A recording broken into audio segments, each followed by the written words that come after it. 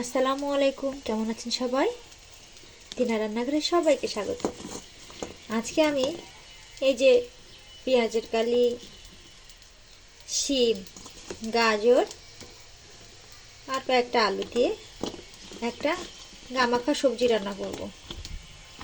অনেক সময় দেখা যায় কোনো মশলা খেতে ভালো লাগে না, তখন আমি এইভাবে একটু নিরামিষ সবজি রান্না করি। গরম ভাতে আমার খেতে বেশ লাগে।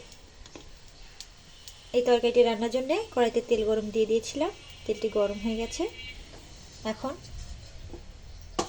কয়টা কাঁচা পেঁয়াজ, গোটা রসুন আর কাঁচা ঝাল একটুখানি ভেজে নেব।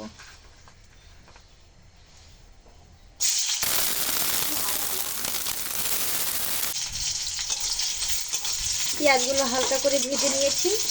এখন সবজিগুলো দিয়ে দেব। দিয়ে লবণ আর হলুদ দিয়ে এই সবজিগুলো পেঁয়াজের সঙ্গে একসঙ্গে ভেজে নেব।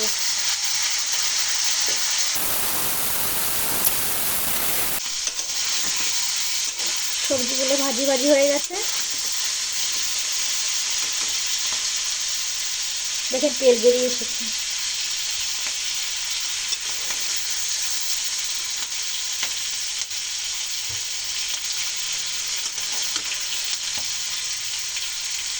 এখন ঝোলের পানি দিয়ে ঢেকে দেবো।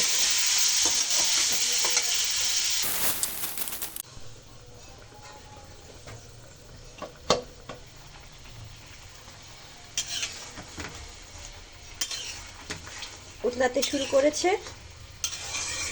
এখন জাল কমিয়ে দেব আর ঝোলটা নিয়ে গামাখা করে নামিয়ে নিলে তরকারিটি তৈরি হয়ে যাবে।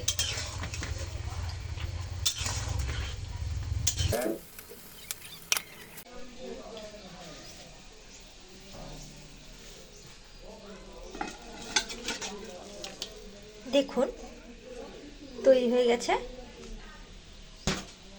একদম মশলা ছাড়া, কিন্তু খেতে অনেক সুস্বাদু, মজাদার তরকারিটি।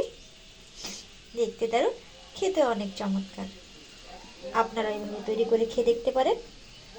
ভিডিওতে দেখার জন্য সকলকে অনেক ধন্যবাদ।